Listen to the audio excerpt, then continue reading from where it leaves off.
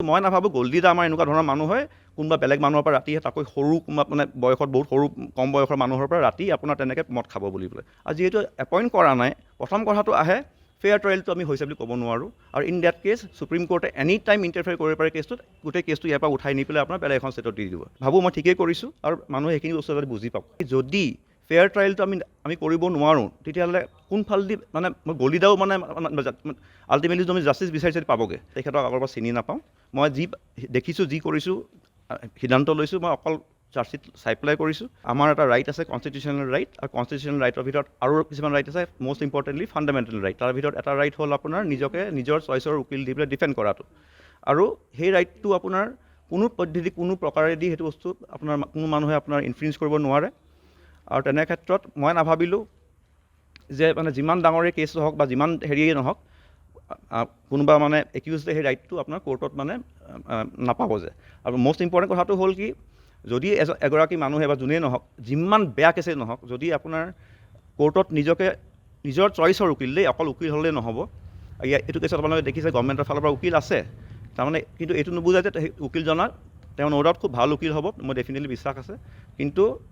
তেখেতসকলৰ চইচৰ উকিল নহয় সেই বুলি মই ধৰিছোঁ কাৰণ তেওঁলোকে এপইণ্ট কৰা নাই তেখেতক আৰু যিহেতু এপইণ্ট কৰা নাই প্ৰথম কথাটো আহে ফেয়াৰ ট্ৰায়েলটো আমি হৈছে বুলি ক'ব নোৱাৰোঁ আৰু ইন ডেট কেছ সুপ্ৰিম কোৰ্টে এনি টাইম ইণ্টাৰফেয়াৰ কৰিব পাৰে কেছটোত গোটেই কেছটো ইয়াৰ পৰা উঠাই নি পেলাই আপোনাৰ বেলেগ এখন ষ্টেটত দি দিব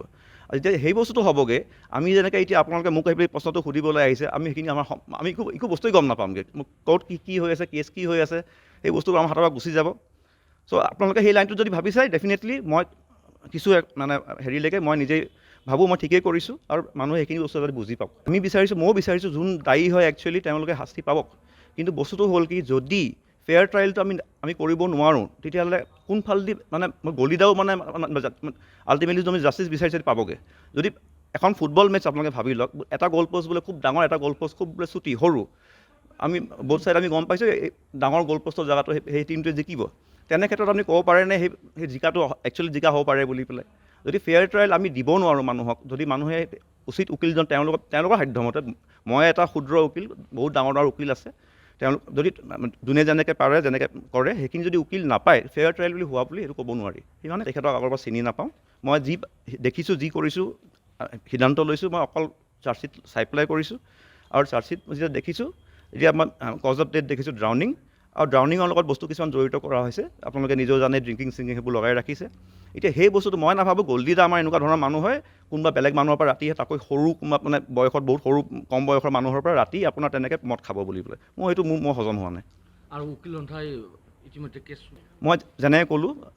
যোনটো কথা ক'লোঁ আপোনাক মই কনষ্টিটিউশ্যনেল ৰাইটটোৰ ওপৰত মই অকল সেইখিনি কথাই মই চিক থাকিম এতিয়া